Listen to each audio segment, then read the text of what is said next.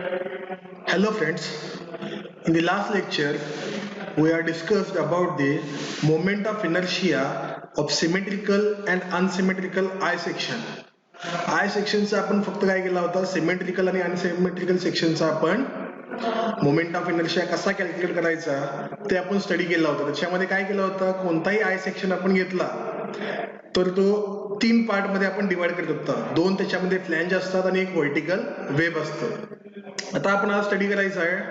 Today we are going to study how to calculate moment of inertia of L section, T section and C section. In these types today we are going to cover it. And the first problem is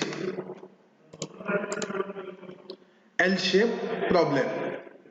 For the lamina as shown in the figure, determine its moment of inertia about its x-axis. Means we have to calculate the moment of inertia about x-axis. Therefore we have to first of all calculate y bar for this, where the y bar lies. And this object is not symmetrical about x-axis and y-axis. First of all, read the diagram carefully. 700 millimeter long, 100 mm is the thickness and 400 millimeter is the height of L section. First of all, we are going to divide this L section into two rectangles such a way that this is the first rectangle. Here dotted line is drawn and this is the second rectangle. To calculate y bar, first of all calculate the area of first rectangle. That is, first rectangle dimensions are 400 by 100. That is, area is equal to 400 by 100, that is 40,000 millimeter square. And second dimensions are, this total length is 700, but this 100 millimeter is minimized or reduced to total 700 millimeter. ह्या 700 millimeter मधून 100 गेल्यानंतर आपल्याला किती राहील, 600 by 100 millimeter. Therefore A2 is equal to 600 by 100 millimeter, that is 60,000 millimeter square. And y1, distance from bottom edge, is y1 is equal to this total height is 400 millimeter. Therefore 400 divided by 2. This is the y1 and this is the total 100 millimeter. 100 divided by 2, this is the 50 y2. Now we are going to calculate y bar. Y bar is nothing but a1 y1 plus a2 y2 divided by a1 plus a2. We are calculated a1 y1 a2 y2. Put these all values into this equation. We will get y bar is equal to 110 millimeter. 110 millimeter with respect to this baseline OA. Therefore y bar is equal to 110 millimeter. Here the x-axis, centroidal axis, lies from bottom 110 millimeter. And now we are going to calculate Ixx. Ixx is equal to moment of inertia of first object plus area into x square. By using parallaxis theorem, we are going to calculate the moment of inertia of total L shape. This L shape is divided into two parts, vertical rectangle and horizontal rectangle.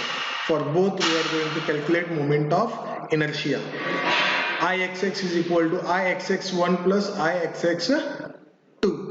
This is the Ixx1 and this is the Ixx2. Ixx1 means moment of inertia about centroidal axis plus area into distance square, plus Ig2 means moment of inertia about x-axis plus area 2 into h2 square.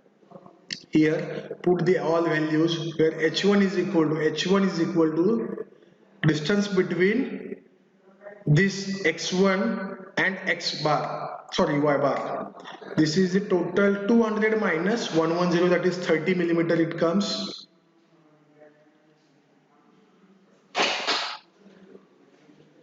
Sorry, 200 minus 110, that is 90 millimeter. And second h2 is distance between x2 and x bar. X2 is 50 millimeter and this is the 110 millimeter. 110 minus 50, that is 60 millimeter. Here is the h1 and here is the h2. Put all these value into above equation, that is Ig1 means BD cube by 12. For first rectangle, B is the 100 and D is the 400, that is 100 into 400 cube divided by 12 plus area we are calculated, that is 40,000, and h1 is 90 square plus BD cube for second rectangle. B is the 600 and D is the 100. 600 into 100 cube divided by 12 plus 60,000 is the area 2 and h60 is the second h2. After solving this equation on calci, we will get moment of inertia is equal to 1.117 into 10 raised to 9 millimeter raised to 4. Next problem is T-section problem. A T-section has the following details. Flange of 200 millimeter by 12 millimeter, wave of 350 millimeter by 10 millimeter, overall depth is 362 millimeter. Calculate its moment of inertia about centroidal axis, means IXX and IYY we have to calculate it. Centroidal means there are two centroidal axes, that is x-axis and y-axis. Therefore in this problem we have to calculate both moment of inertia, that is IXX and IYY. First of all, we have to draw the figure. Flange dimensions 200 by 12. This is 200 millimeter and height is 12 millimeter or thickness. And wave dimensions 350 by 10. This is from this is 350 height and width is 10 millimeter dimension. This is the given T section. And we have to calculate G centroidal dimensions. That means x bar and y bar. First of all, before going to calculate x bar and y bar, this object is symmetrical about x-axis, sorry, y-axis. Therefore x bar is half of the 200 millimeter. It will directly comes for to find the moment of inertia about y-axis. This object is symmetrical about y-axis, therefore moment of inertia about y-axis we will directly calculate. First of all, we have to find out the x bar, sorry, y bar. First of all, area of rectangle 1 is 200 by 12 millimeter. This is the 200 by 12, this is 2400 millimeter square. Second, area of rectangle 2, 350 by 10, that is 3500 millimeter square. Now we are going to calculate y bar. Y bar is equal, that means bottom पासून तो किती distance वरती आहे. Y bar is equal to A1 Y1 plus A2 Y2 divided by A1 plus A2. Put the all values A1 Y1 A2 Y2. Now we have to calculate Y1 and Y2. This is the first object and this is the second object. From bottom, this is the 350 distance and centroidal axis of first object. या first object चा centroid कुठे असणार? इथे असणार आहे. इथे आपला first axis असेल x1, इथे सेकंड असणार आहे. म्हणजे हा डिस्टन्स बॉटम पासून किती असेल तर हा 350 प्लस 6, कारण 12 divide by 6. 350 plus 12 divide by 6 means 356. आणि सेकंड जो आहे y2, 350 divide by 2, that means 175. With respect to bottom mention केलं आहे, म्हणजे बॉटम पासून त्याचा डिस्टन्स याचा असणार आहे 175 आणि याचा असणार आहे 356. हे सगळे व्हॅल्यू जर तुम्ही पुट केला तर आपल्याला y बार मिळतो 248.627. That means our x axis lies from bottom axis is 248.63. This distance is a 248.63. Next, to find IXX, that means this T section is divided into two sections, that is first rectangle and second rectangle. That means IXX1 plus IXX2. By applying parallel axis theorem, Ixx1 plus Ixx2, similarly Ig1 means centroidal axis moment of inertia plus A1 H1 square plus Ig2 centroidal axis of moment second object plus A2 into H2 square. आता first बघा Ig1 means Ixx means हा असेल हा 200 means Bi आणि 12 means D cube मिळेल. 200 by 12 cube divide by 12. 200 by 12 cube divide by 12 BD cube by 12 plus A1 आपण calculate केलाय 2400 आलाय. आता H1 आपल्याला कॅल्क्युलेट करायचा आहे. H1 जो काय असणार आहे या ऍक्सिस मधला आणि या ऍक्सिस मधला डिफरन्स हा आहे 356 वरती, हा आहे 248 वरती. 356 मायनस 248 म्हणजे आपल्याला मिळेल 107 चा स्क्वेअर प्लस सेकंड ऑब्जेक्ट बघितला तर हा व्हर्टिकल रेक्टँगल आहे. 10 into 350 क्यूब येईल. 10 into 350 क्यूब डिवाइड बाय 12 आपण एरिया 2 कॅल्क्युलेट केलं 3500 आणि H2 जो असेल distance between x axis and this x2 means हा आपला डिस्टन्स म्हणजे हा किती वरती आहे 248 आणि हा किती आहे 175. 248 मायनस 175 आपल्याला मिळेल 73 पॉईंट समथिंग. ते आपण याच्यामध्ये पुट केलेलं आहे. त्याच्यानंतर हे सॉल्व्ह केल्यानंतर आपल्याला आन्सर मिळतो moment of inertia about X axis is 82.396 into 10⁶ millimeter raised to 4. आता आपल्याला वाय ऍक्सिस सोबत मोमेंट ऑफ इनर्शिया कॅल्क्युलेट करायचा आहे.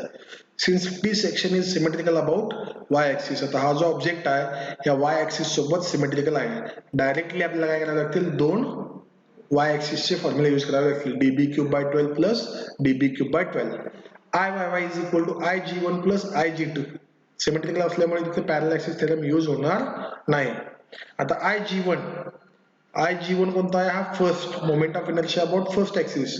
db क्यूब असतो हा d आहे 12 मिलीमीटर आणि b किती आहे 200 means 12 into 200 cube divide by 12 plus 350 into 10 cube divide by 12 हा सेकंड ऑब्जेक्ट साठी. त्याला टोटल मिळतो 8.029 into 10⁶ millimeter raised to 4.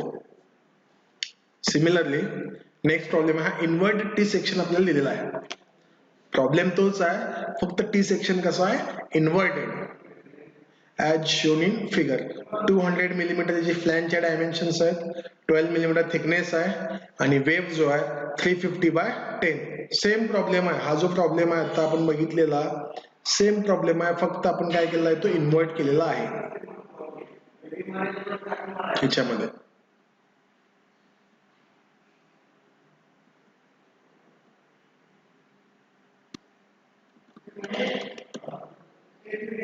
आता याचा तुम्ही मोमेंट ऑफ इनर्शिया या प्रॉब्लेमचा बघितला सोल्युशन तुम्हाला सेम मिळेल.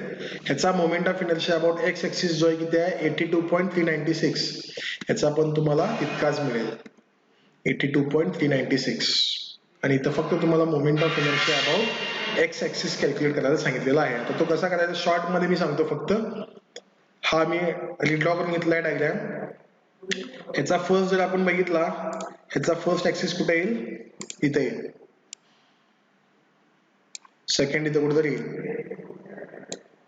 म्हणून आपण एक्स बार बघा कारण ऑब्जेक्ट वाय ऍक्सिसला सिमेट्रिकल आहे म्हणून एक्स बार काय येईल डायरेक्टली 200 डिवाइड बाय 12 100 मिलीमीटर आणि आपला moment of inertia of I section calculate करायचा आहे. आणि वाय बार कॅल्क्युलेट करण्यासाठी परत तीच मेथड आहे. इथून बॉटम पासून बघा वाय बार किती येईल 12 डिवाइड बाय 2 6 म्हणजे y1 आपल्याला मिळेल 6 मिलीमीटर आणि y2 जो आहे हा 12 त्याच्यामध्ये फक्त काय होतो ऍड होतो 12 plus 350 divide by 2. 12 plus 350 divide by 2 हा किती येतो 187 आणि A1 परत तेच येईल 2400. A2 परत 3500. y बार आपल्याला कॅल्क्युलेट करावा लागेल. y बार मिळतो 113.37. आता वाय बार याच्यामध्ये चेंजेस मिळतात कारण का ऑब्जेक्ट आपण रिव्हर्स घेतलेला आहे. लास्ट टाइम आपला वाय बार 283 च्या आसपास होता, इथं वाय बार आहे 113. हा डिफरन्स आहे कारण का इथं फ्लॅंज जो आहे बॉटमला आहे तिथं फ्लॅंज कुठं होता वरती टॉपला होता आणि त्याच्यामुळे आपल्याला जी मिळाला 100 आणि 113.4. Moment of inertia of first plus moment of inertia of second that is first flange आणि सेकंड हा वेब. ते याच्यामध्ये व्हॅल्यू पुट करून आपण हे सॉल्व्ह केला तर तुमचा जो काय आन्सर आहे तर तोच मिळतो 83.4. 82.398 into 10⁶. फक्त तुम्ही घरी हा प्रॉब्लेम काय करायचा आहे, होमवर्क साठी ट्राय करायचा आहे. हे नोट करून घ्या स्क्रीनशॉट मारून. सोल्युशन पण तुम्ही स्क्रीनशॉट मारू शकता. सगळे सोल्युशन पण तुम्हाला इथे दिलेले आहेत, फक्त घरी एकदा ट्राय करा. आता आपण आय सेक्शन बघितला, सिमेट्रिकल. अनसिमेट्रिकल आय सेक्शन बघितला, एल सेक्शन बघितला, टी सेक्शन बघितला. आता लास्टचा सेक्शन जो आहे हा सेक्शन कोणता आहे, सी सेक्शन. प्रॉब्लेम बघा, determine the centre of gravity and moment of inertia of channel section as shown in figure. याच्यामध्ये सेंटर ऑफ ग्रॅव्हिटी पण कॅल्क्युलेट करायचं, म्हणजे जी ची लोकेशन जी एक्स वाय किती आहे. तर डायमेन्शन्स बघा, हा 60 आहे, थिकनेस 10 आहे, टोटल 120 आहे, 60 असे दिलेले आहेत. आता हा ऑब्जेक्ट जर आपण बघितला, एक्स ऍक्सिस सोबत काय असणार आहे, सिमेट्रिकल असणार आहे. एक्स ऍक्सिस सोबत हा सिमेट्रिकल आहे. ह्याचा वाय बार जो येईल तो किती येईल, डायरेक्टली 60 वरती येईल. सिमेट्रिकलच आहे, डायरेक्टली आपण कॅल्क्युलेट करू शकतो. तो कसा करायचा तो सांगतो तुम्हाला.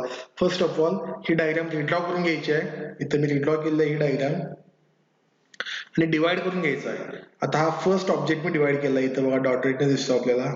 सेकंड ऑब्जेक्ट इथं बॉटमला आहे, आणि थर्ड ऑब्जेक्ट हा मिडलचा. आता ह्या प्रत्येकाचे डायमेन्शन्स आपल्याला कॅल्क्युलेट करून घ्यावे लागतील. आता हे जर आपण बघितला, टोटल 60 बाय 120 चा एक रेक्टँगल आहे. इथं जर मी लाईन ड्रॉ केली अशी, तर किती आहे टोटल 60 बाय 120 चा. आणि त्याच्यामधून हा हॉलो सेक्शन मला काय करायचा आहे, मायनस करायचा आहे. हा हॉलो सेक्शन, त्याचे डायमेन्शन्स फक्त आपल्याला कॅल्क्युलेट करावे लागतील. जसं आपण हॉलो स्क्वेअरचा केला होता.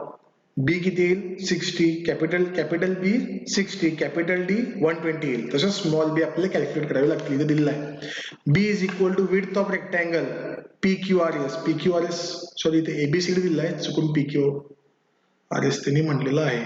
एबीसीडी हा किती, एबीसीडीचा 60 आहे. डेप्थ किती आहे पी क्यू आर एस ची, ही टोटल 120 आहे. B means width of shaded rectangle, हा आतमधला शेडेड रेक्टँगल जो आहे किती असणार आहे, ही टोटल 60 आहे, आणि याची थिकनेस किती आहे 10. 60 मायनस 10 तो 50 येईल. आणि डेप्थ ऑफ शेडेड रिजन म्हणजे इथून इथपर्यंत टोटल हाईट याची किती आहे 120, त्याच्यातून हा 10 आणि हा टॉपचा 10 मायनस होईल, म्हणजे तुमचा किती मिळेल 100.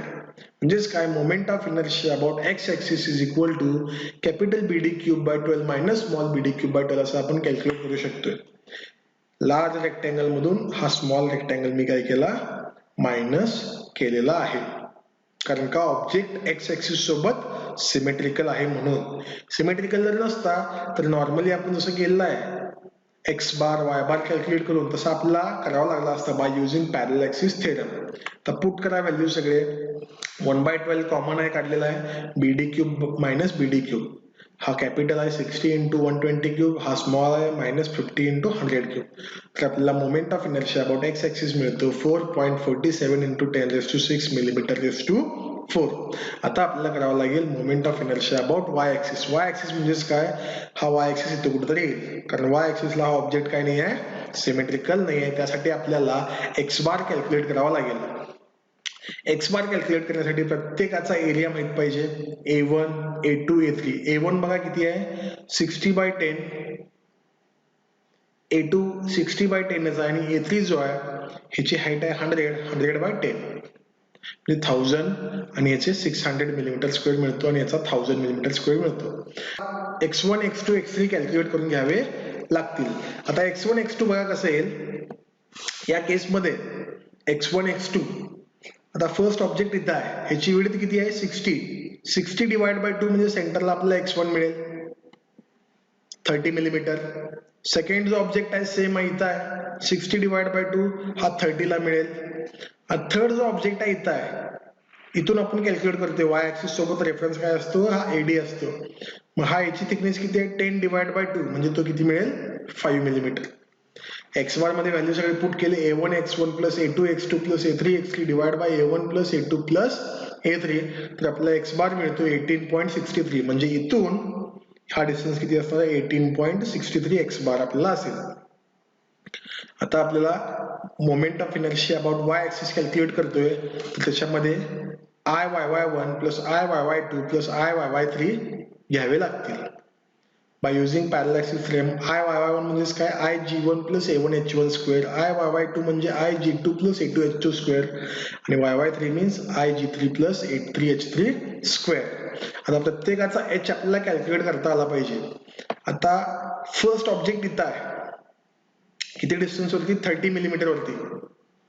x1 किती आहे 30, x2 किती आहे 30 आणि x बार किती आहे 18. म्हणजे 30 मायनस 18.63 आपण घेतला तर आपल्याला h1 आणि h2 मिळतात. h1 बघा किती आहे 30 मायनस 18.62 म्हणजे 11.37 11.37 h1 h2 मिळाले आहेत. आणि h3 कॅल्क्युलेट करण्यासाठी बघा हा किती आहे हा 5 आहे y3 आणि 5 आणि किती आहे 18.63 म्हणजे 18.63 मधून आपल्याला 5 मायनस करावा लागेल, तो मिळतो 13.63. ते सगळे व्हॅल्यू पुट करावे लागतील. बीडी क्यूब डीबी क्यूब बाय 12 येईल. फर्स्ट ऑब्जेक्ट बघा कुठं आहे, फर्स्ट हा बी आहे आणि हा डी आहे. वाय वाय ला काय असतो D B cube by 12. D किती आहे 10 आणि बी किती आहे 60. D B cube by 12 10 into 60 cube divide by 12 plus A1 600 आहे आणि H1 काढलेला आहे आपण 11.37 स्क्वेअर.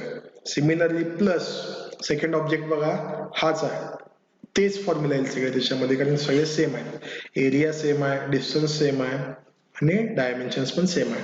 थर्ड ऑब्जेक्ट बघितला तर किती आहे बी 10 आहे आणि डी किती आहे 100 आहे. म्हणजे 100 into 10 cube divided by 12 plus area 1000 into H3 आलेला आहे 13.63 चा स्क्वेअर.